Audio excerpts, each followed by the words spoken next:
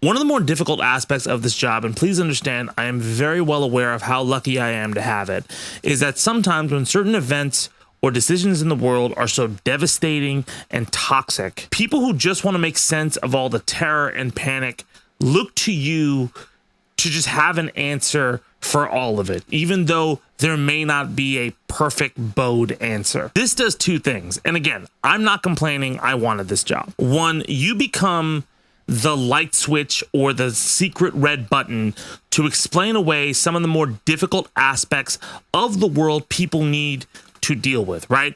They feel pain and they go to you to explain it and make them feel a little bit better and to have some solace through very difficult, trying times. Again, I wanted this job. People like Jon Stewart did that for me. A lot of like rap music did that for me. I completely understand that. But also too, for people who just want to have their fears validated, you were immediately a dismissive force saying it's not so bad, even if you're not saying it's not so bad. It's bad. All the while with all of that, you have a media that is trained to emphasize the mess of it all and the dire consequences, both from a sincere need to inform people as well as a sensationalized need to ratchet up the of everything. You have political entities who rely on engagement, who think, oh, this amount of chaos is a perfect motivational tool, so let's just poke that anxiety pain point until it freaks them the fuck out and they engage. By the way, that also includes anti-electoral people. Don't think you're off the fucking hook here. And then on top of all of that, you have influencers and your own life is still going and your mom's mad at you. I don't know, some shit's going on. So when I tell you that the one big beautiful bill passing is a devastating piece of legislation that does enormous harm to the social safety net in order to boost grotesque benefits for the elite at the expense of common citizens. I understand you may be wary about the idea of trying to find solutions to mitigate that damage, but trying to find solutions to mitigate that damage shouldn't be a mutually exclusive concept. You can still try to fucking help.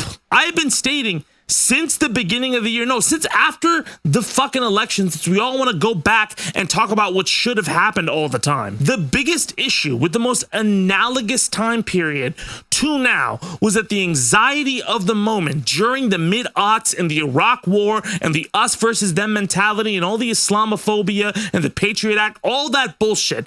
The worst part of that was that anxiety of that moment fried people's ability to function and reasonably fight back. The same anti-electoral points and disengagement tactics paralyzed substantive progressive momentum and hurt a lot of people who caved in on themselves. And so the purpose of this video is not only to give you a damage report of what's going to come from this bill, right? But to be specific on how that damage is implemented so you can prepare for it, work against it, and hopefully eventually reverse it. And let me not bury the lead here.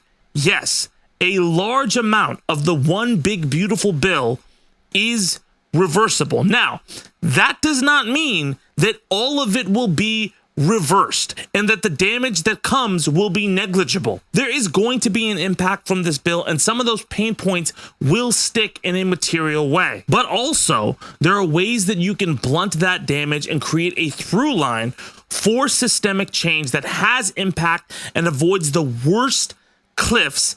Let's talk about it. And we're going to divide this video into the Medicaid cuts, the ICE stuff, and then all of the other political bullshit. But let me preface with this, and I want to say, please don't take me as if I'm trivializing or rubbing salt in your wound when I say this, right? Sincerely, there was very little chance that this bill was not going to pass. In the current political climate, the Republicans immediately understood, right, that with their slim majorities, the only chance they had of passing anything was a reconciliation bill, one where they wouldn't have to deal with the filibuster and could just pass it with simple majorities. In terms of political incentives, and I've spoken before about the GOP's political incentives, it was a this bill has to pass no matter what moment, with the idea that if they pass something unpopular, eventually maybe public perception turns around, like on Obamacare or something else, versus them passing nothing, which would 100% result in a giant fucking revolt from their voters and donors. Now that was until this last month.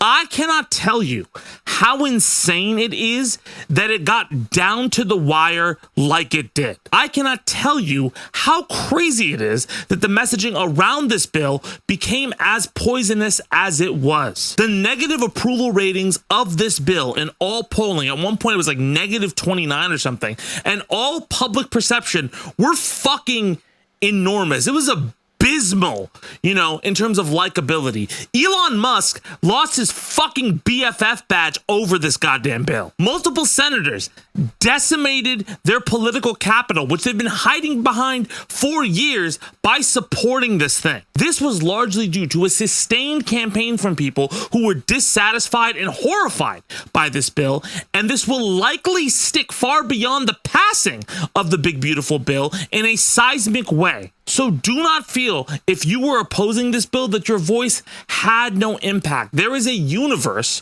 where this passed and nobody gave a shit, and everybody just went about their fucking day while Americans suffered. That is not the current reality we live in. People are very upset this thing passed, all right? And they were very dissatisfied and worried about what is in this bill. It promoted all of the narratives the Trump administration did not want it to promote, because much of the public understood the talking point of Medicaid and SNAP cuts going to fund rich people's tax burden, right? And that average people would lose health care. Because of that, it is a DEFCON 1 situation in the world of politics for Republicans right now. So let's really quickly start with Medicaid. Many low-income families and seniors and people with disabilities are worried about the Medicaid cuts.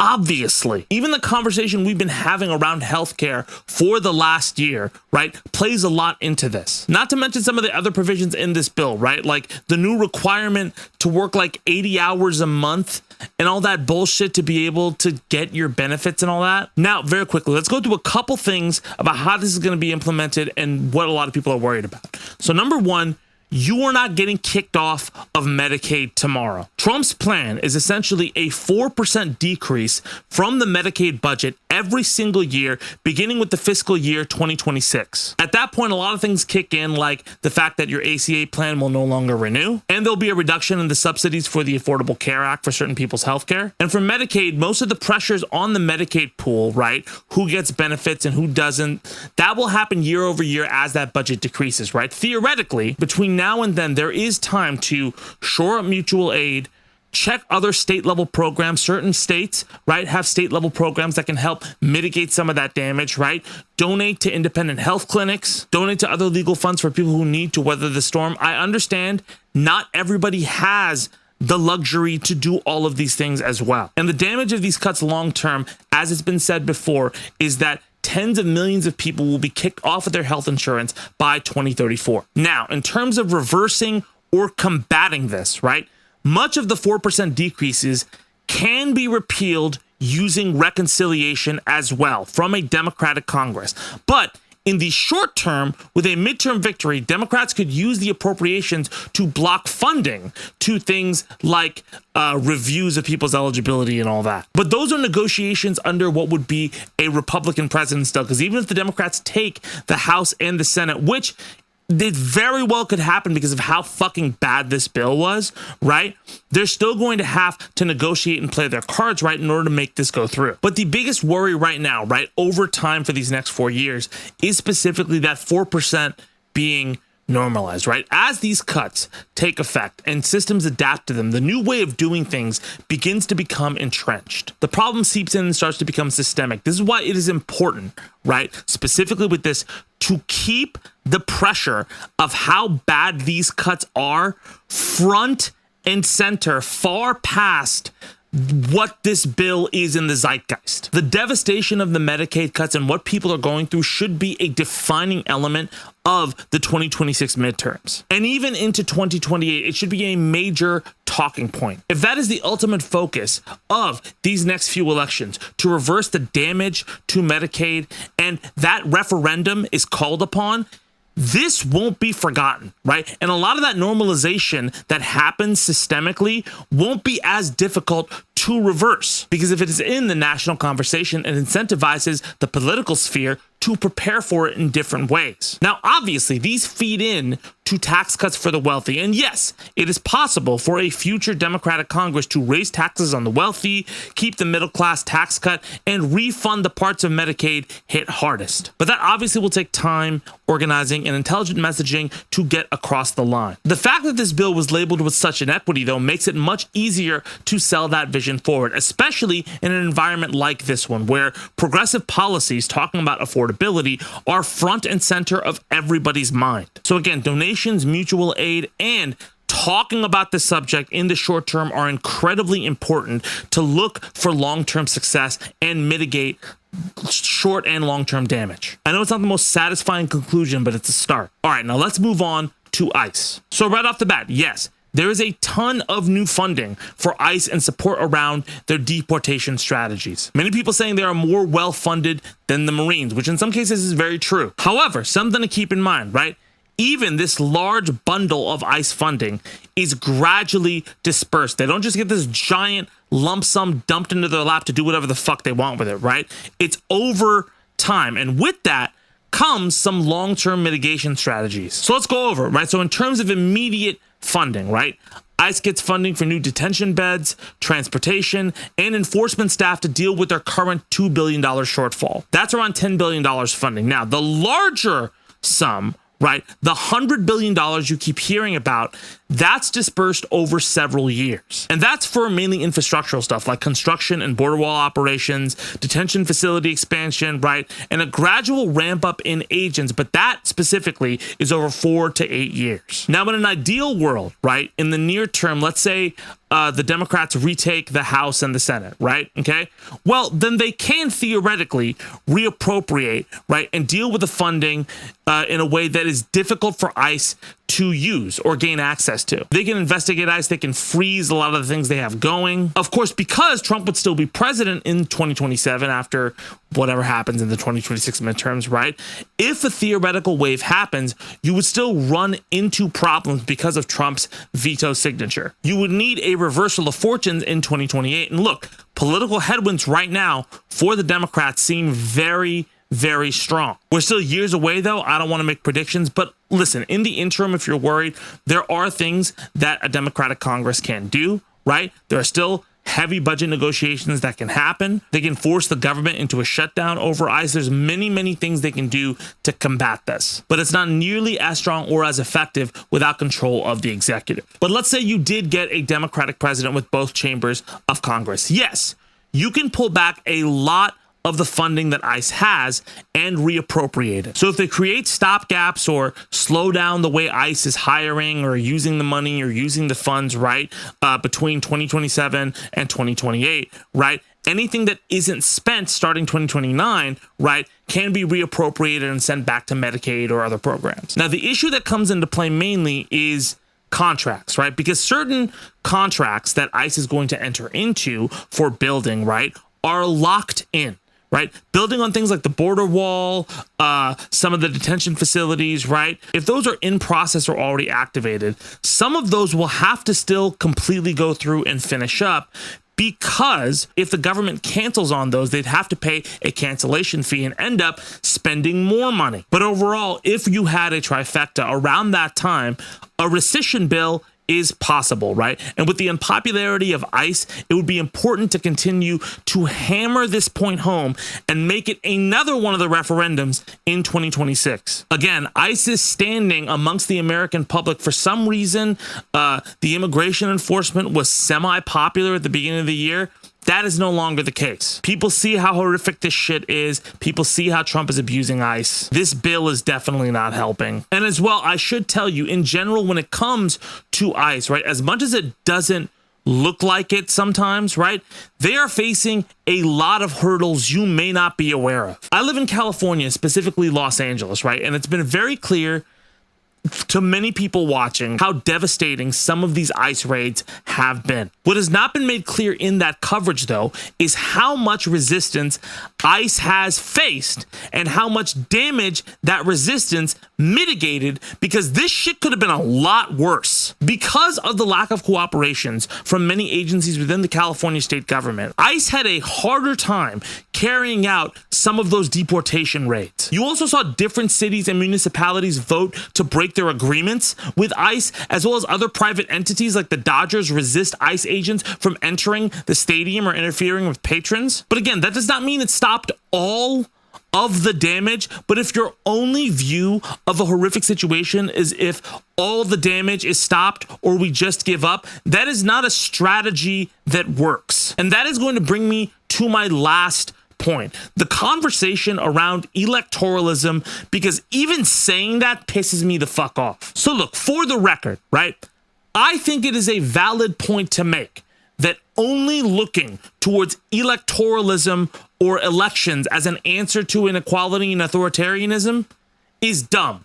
Just using that as the sole answer to all of it, right, is a bad strategy, right? That's not going to solve all of your problems with one fell swoop, right? Because of how corrupt this system is. That being said, if your chief strategy and argument is to deny any sort of engagement with electoralism or electoral politics, saying that all it does is get the rich more richer and it serves no meaningful progress at all, you have a myopic view of history, you have flattened material facts, and you have a poor sense of strategy or instincts for this whole fucking situation. And in all sincerity, you need to reevaluate how you move about your life. Period. Because there are subjective and objective things. And while you may subjectively feel that electoralism does not do enough, objectively, it is required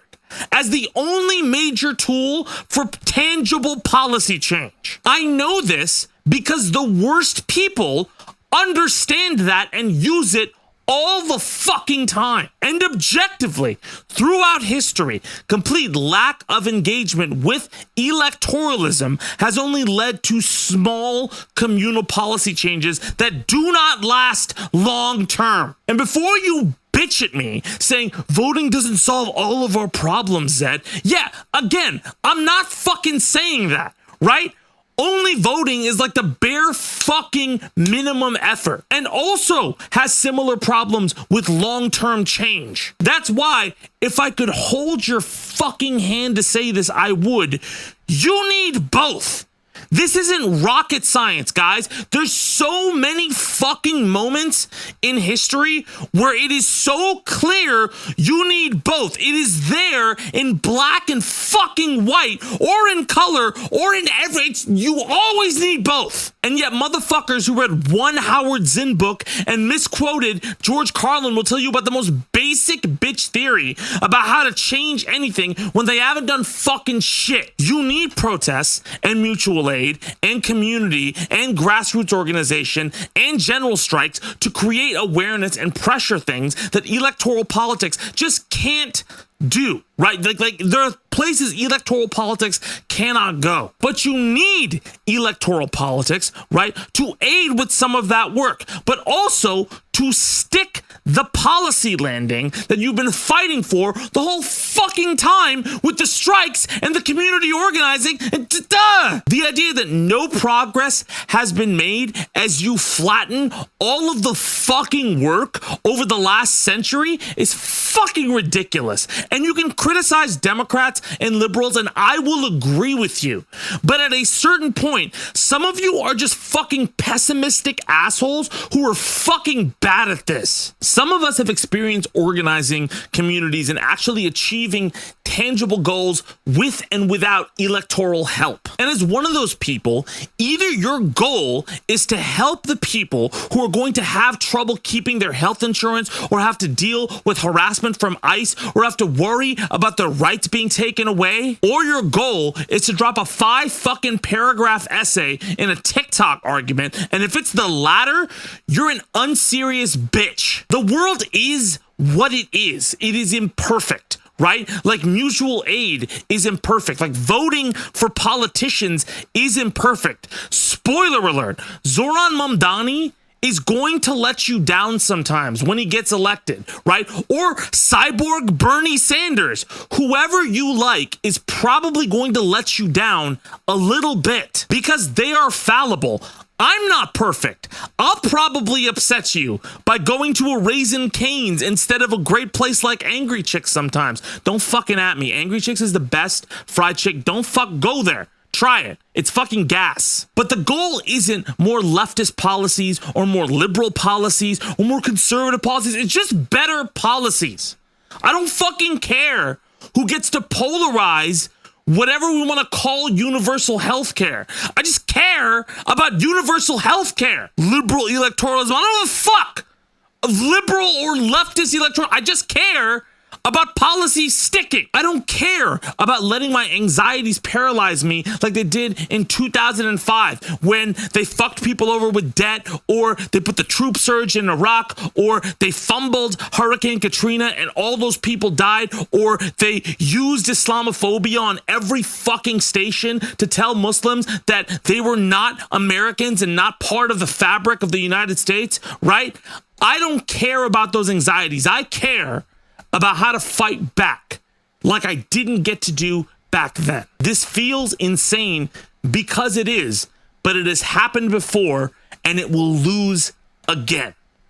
Let me know what you think in the comments. Okay, very quickly, I did want to add another story onto this because this is a Sunday show, so I wanted to give a little bit extra. So let's talk about Stop Killing Games. Even if you're not into video games, this is actually a very important story about consumer protections that I think you should pay attention to. So look, in terms of media, and you may already know this, right? With the advent of streaming and a lot of other digital storefronts, owning pieces of media has become harder and harder as time has gone on. And particularly in the games industry, this has become a huge problem, right? Because a lot of games these days have persistent online functionality or live service, basically with the developer on the button managing their existence. But because these games are dependent on developer support with their servers or their persistent online functionality, right? Sometimes when developers get the call to cease support on a title, everything you paid for on that title effectively disappears because the game you bought is then not left in a functional state. It's taken down, and all of a sudden, this thing that you bought is just a brick or a useless, just ephemeral artifact. It's another version of planned obsolescence, right? Planned obsolescence is the idea that companies plan for products to become obsolete after a certain time, forcing you to upgrade or lose out on the product you have entirely. That has become more egregious over the last few years, particularly in the gaming space. But look, it's not even limited to just games either, right? You've heard stories in the past, like recently, of people who have bought titles on other digital storefronts, right, owned by big companies that have lost access to those pieces of media years later, which is super fucked up because you paid for it. Like, I don't have a guy from a corporation breaking into my house saying that, no, you can't play that DVD anymore. And this issue is what birthed the movement Stop Killing Games. Stop Killing Games is pretty much an initiative asking developers to leave their games in a functional state when support for the game ceases, right? So the community can continue to play the game that they paid for moving forward. Now, look, this has a lot of tangible benefits outside of just you get to play the thing that you spent money on. There are plenty of instances and stories of games that have lost developer support. However, evolved over the years and grown in community in size that have actually helped bring a lot of innovation and positives to the gaming industry. I mean, a good example is fighting games, which had this huge dark age in the early 2000s, right? But after a viral clip from Evo of that Daigo parry happening, right, Street Fighter 3 became this huge underground phenomenon that just kept growing and growing, and eventually the community started to get bigger and bigger and bigger, and it ended up revitalizing the entire fighting game genre when Street Fighter 4 came back, and now all of a sudden you have this giant fighting game ecosystem once again. Now that brought along with it the competitive subculture. Fighting games were really, really instrumental in helping grow Twitch in the early days and like online streaming, and a bunch of new games and communities have built off of just that momentum, letting people rock. So look, it has tangible benefits, and this movement, specifically Stop Killing Games, was starting to gain steam, albeit slowly, until it crossed paths with Pirate Software. Pirate Software, or Thor as a lot of people call him, right, is a former member of the games industry who used to work at Blizzard for a short period of time, right, until he became a streamer who kind of delves into commentary about the games industry and other cultural subtopics that may come up. Now, Thor took issue with this initiative, saying that it actually hurts live service games and developers, calling out the language behind the movement and saying that Stop Killing Games targeted single-player games made unplayable by server shutdowns, but the phrasing of how the initiative was framed would actually blanket all live service games and essentially create undue burden by forcing all of the publishers of those games to keep them online and functioning indefinitely. But here's the thing, Ross Scott, the founder of Stop Killing Games, stated that Pirate Software actually misconstrued the whole point of the movement and was lying about what the movement was actually entailing. Number one, the goal wasn't to keep game servers online forever, it was to ask game developers to implement an offline mode or to offer support for player-run /private servers. Just to let you know, that was actually a common practice in a lot of older PC games, right? So it would make sense to shift to that. As well, a majority of the movement, right, was about being clear about the digital ownership rights behind these games, not to create undue burdens on other game developers or publishers. But even with this clarification, Pirate Software doubled down, saying, on the developer side, I have been in a constant battle with the people online for nearly a decade, trying to inform them how difficult it is to make and release video games. The idea that any of these technical hurdles are easy to overcome and would be simple to implement is the exact kind of thing I've been fighting. Hold on. When I bring up the issue of leaving online-only games in a functional, playable state after sunsetting, I am always met with responses diminishing the effort needed to do that. This is not a simple hurdle to overcome, and that's exactly why I don't like this initiative. You can't leave these challenges up to a figure-it-out mentality, and you can't diminish the work of those on the dev side just because you want it your way. With all due respect, way to miss the fucking point. First off, nobody is saying this is an easy change that you could just snap your fingers and automatically it just happens. We are saying, though, that it is a feature that should be prioritized for implementation because the problem has been growing over the last few years into a significant problem that does have the ability to be solved. Will it require reallocating some priorities?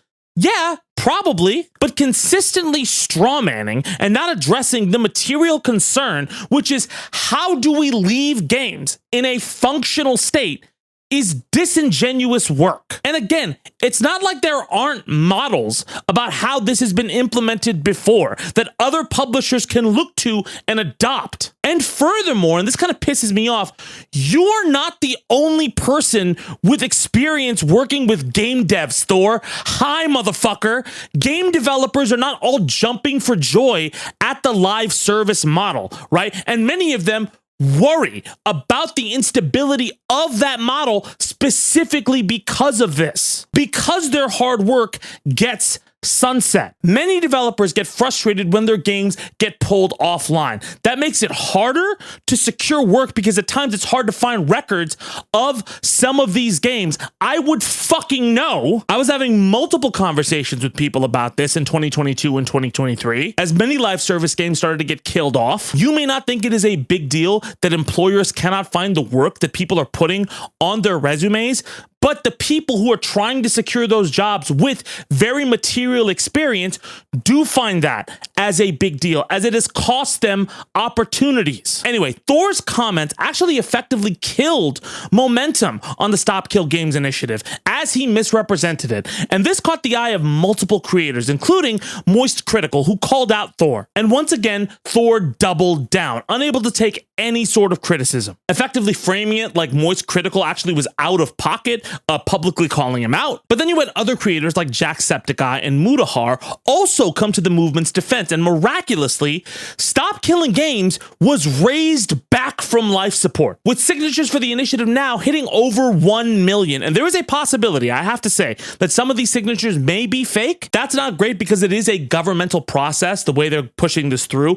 But the support for the movement is very, very real, and the support continues to come in, and it does seem like there will be a tangible number of required signatures to get this across the line. And if you want my opinion about all of this, I think it's important to make sure that a lot of these things are preserved, right? I think leaving things in a functional state is great because it helps grow culture and art and so many other things. Lost media kind of sucks. I like us having our media as time capsules so we can understand the times they were made and kind of learn from them and kind of interpolate them into different things. But I have two specific frustrations. One, look, I don't think Pirate Software is a person with ill intent in this situation who wants to sabotage games and consumers and make them remain as a live service, right? Okay, I don't think that's his goal.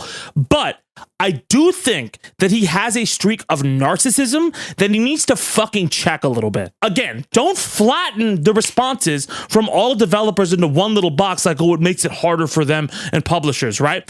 I have heard countless times over the years the frustration as games get taken offline directly from developers that I have worked with. Everyone from the leads on projects to the art designers to the combat designers to the community managers. So many people, right, get so frustrated when all of that work just evaporates, right? And many people would love to have ammo like this so that the things that they work on can stay alive. An enormous issue in this industry is hopping from gig to gig, and even large wins that suddenly just fucking disappear. And those calling cards not existing anymore make it harder for a lot of rank and file to get work. Look, I have had to deal with that at times in my career. And while I am fortunate enough to be in a position where within the industry I can still have big projects that exist in perpetuity today that I can call towards, some people I know are still being directly affected by this, right? With a lot of their work just being poofed out of existence, and that being another added burden in an already tough job marketplace. And I don't want to hear any fucking dismissing like, oh, well, they're just not that good. Motherfucker, there are a lot of fucking talented people who have this fucking issue, right? Again, don't fucking flatten it. I take issue with somebody who worked on threat detection and app security, trying to pull rank about development issues and silence people like he's the smartest fucking person in the room. Because again, you are not the only person who has experience working on big games. And furthermore, you are not the only one who understands the logistics behind budget, development, and publishing with these decisions. The smallest amount of humility would go a long fucking way, right? And I swear to God, I wish the streaming space just got a little bit of it. The amount of fucking streamers who just talk out the side of their mouth about stuff they know tangential things about is enormous. Instead, I guess they just love to die on these hills because God forbid they're human and are wrong occasionally, all right? Let me know what you think in the comments. I'll leave a link to Stop Killing Games in the description below. But anyway, that's our show. Thank you guys so much for watching. Remember to like, comment, subscribe. We're planning to restart Freestyle the News next week. I'll let you know. We're just trying to finish up all the music for Evo. We're right at the finish line. I'm excited to show you guys that. Anyway, my name is Tabani. Thank you guys so much for watching, and I'll see y'all soon. Let's go.